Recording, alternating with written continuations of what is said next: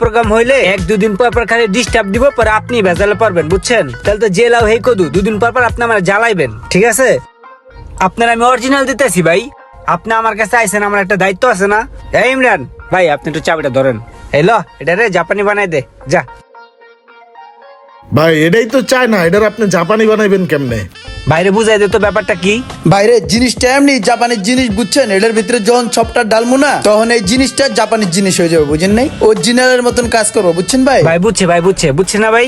আমার এটাতে কোনো সফটওয়্যার মারা যাবো না? ভাই কইলাম তো এটা চায়না মাল, এটা হালায় দেন, এটা চলে না। এইসব চায়না মাল চলে নাকি ভাই কোন এই যুগে?